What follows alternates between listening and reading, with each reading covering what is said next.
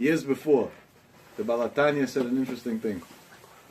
He said the same thing is a person's life, his day-to-day life.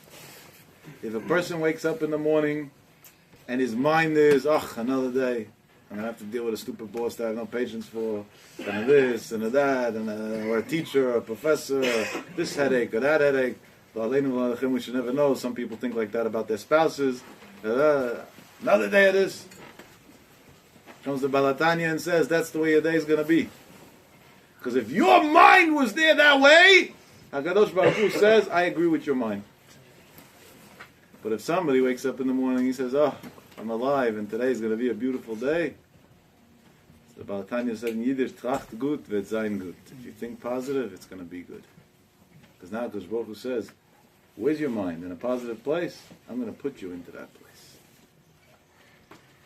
Comes to Ibn Ezra years before that, right? He was Rishon. Ve'havar ayin. The past doesn't exist. Ve'atid, and the future, adayin, it's not here yet. Ve'ahuveh, and even what you have to deal with today, the present, the current, is fine. One day, it's over. Tomorrow's a new day. Da'agami nai, what are you worrying about? What was he trying to instill in the person? Don't live life in an anxious way. Don't live life in a way that you're worrying. Because if you live life in a way that you're worrying, God's going to give you reasons to worry. Live life in a way that's worry-free. And then God will give you reasons to have a life that's worry-free. Because where your thoughts are, is where you are. And your thoughts decide your fate.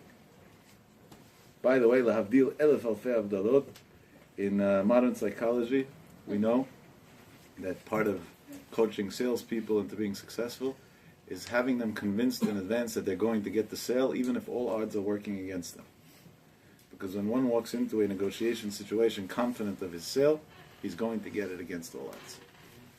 But when one walks into the situation halfway shaking and not sure and what's going to be, and I hope to survive somehow, you got to hope he comes out b'shem v'ayin, there's something left in him when he gets out of it. It's the same concept.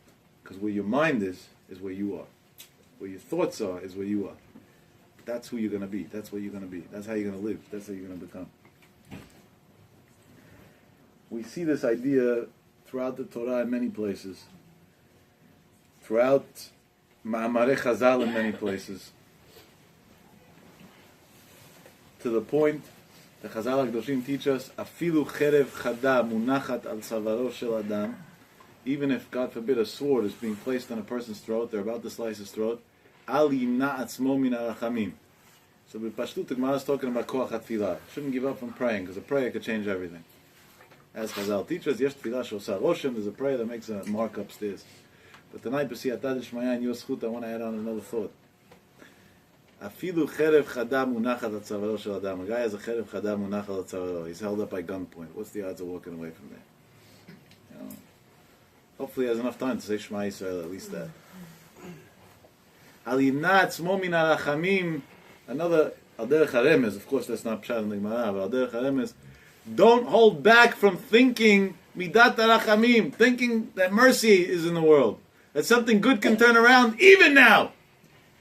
That even in this tough spot that I'm in, also everything can turn around to the good. And I can get out of this one too.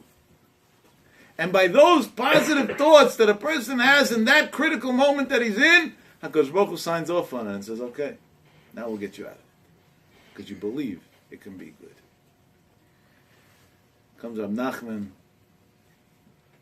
the master of Ein Yush Ba'olam Klal, never to give up, and says that once you gave up, there's nothing to do anymore.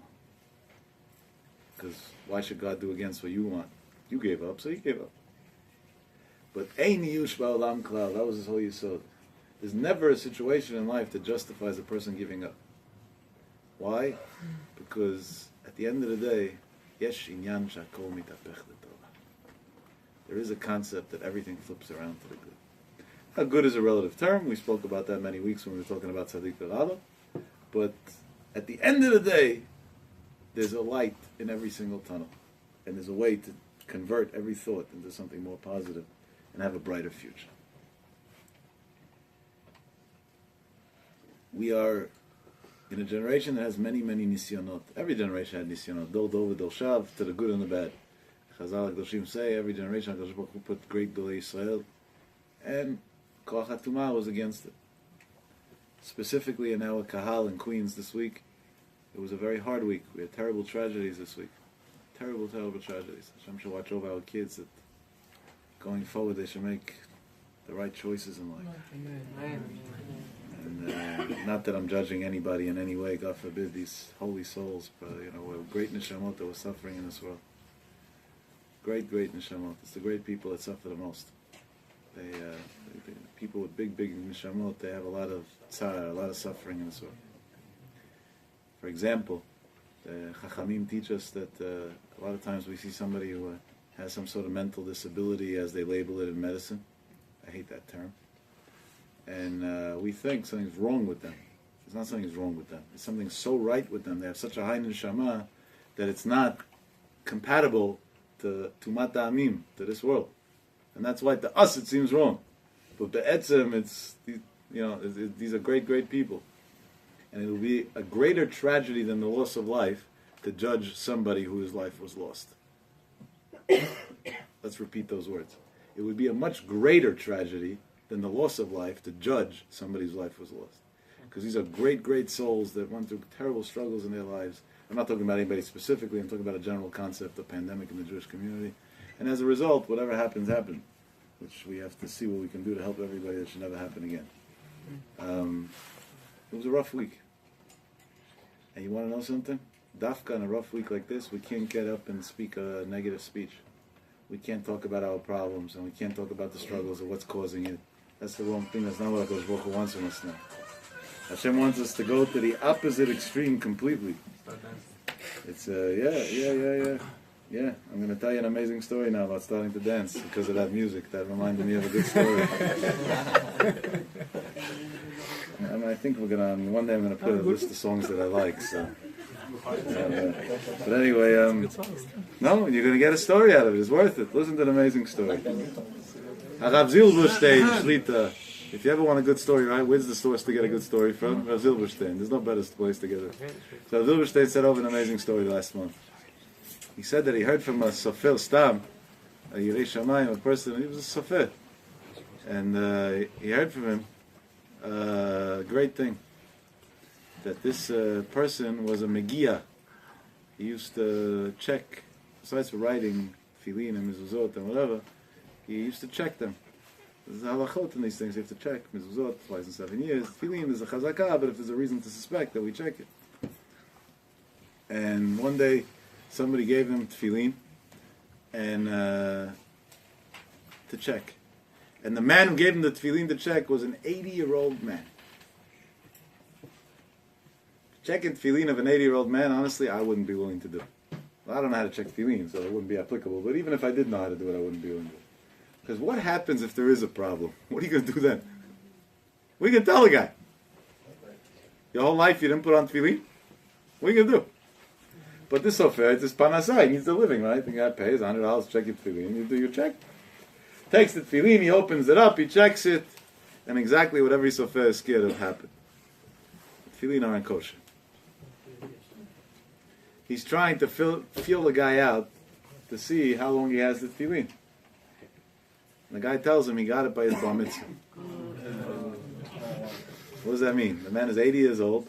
His entire life, he never once put on tefillin. Entire life.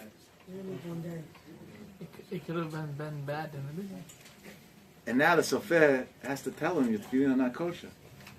And he doesn't know how to break him the news.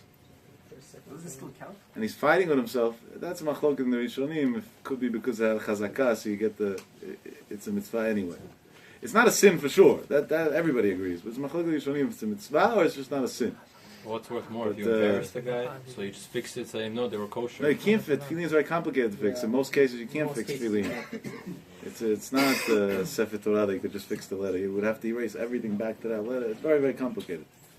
Most cases that tefillin have a problem, you got to let it go and get new ones. He has no choice. He has to break the news to the guy. Comes to the gentleman, and he's expecting the worst, so he doesn't go to the guy alone. Takes with him two chachamim, figuring if the guy breaks down and whatever, they'll be able to calm him down. Like psychologists, to help him out. It's a dangerous thing. And this person is a big Yirei Shamayim also, so he's going to care. It's not a regular person.